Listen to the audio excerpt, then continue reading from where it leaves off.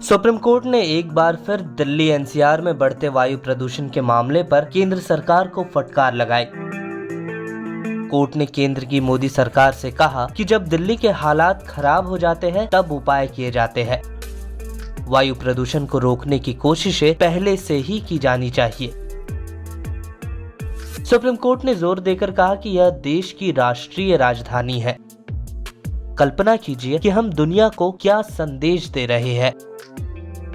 Supreme court ने कहा कि वह वायु प्रदूषण मामले की सुनवाई बंद नहीं करेगा और फिलहाल इस पर अंतिम आदेश नहीं देगा।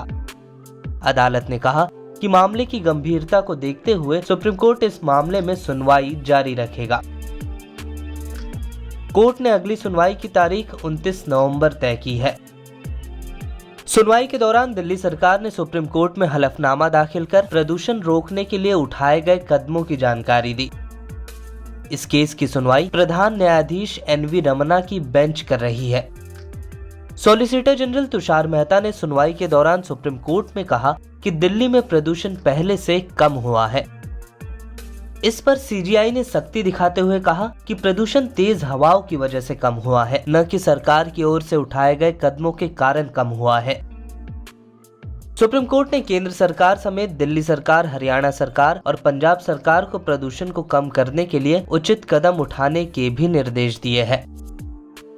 सीजीआई ने केंद्र सरकार से कहा कि पराली जलाने से रोकने के लिए उचित प्रबंधन किया जाना बेहद जरूरी है, वरना ये और बड़ी समस्या बन जाएगा। सीजीआई ने कहा, सरकारी वकील और जज होने के नाते हम लोग इस मामले पर चर्चा कर रहे हैं, लेकिन नौकरशाही क्या कर रही है। सीजीआई एनवी रमन्ना ने सुझाव दिया कि अफसरों को खेतों में किसानों के पास जाना चाहिए, उनसे बात करनी चाहिए। इसमें वैज्ञानिकों को शामिल कर कोई निर्णय लिया जाना चाहिए। सुप्रीम कोर्ट ने सुनवाई के दौरान कहा कि केंद्र सरकार प्रदूषण कम करने के लिए अपनी तरफ से जो कदम उठा रही है उसे अगले 2 से 3 दिनों तक जारी रखे। इस दौरान अगर वायु प्रदूषण का स्तर 100 से कम होता है तो कुछ प्रतिबंधों में ढील दी जा सकती है। इस वीडियो में फिलहाल के लिए इतना ही। देश दुनिया की तमाम ताजा तरीन खबरों के लिए लोकमत हिंदी को सब्सक्राइब करें।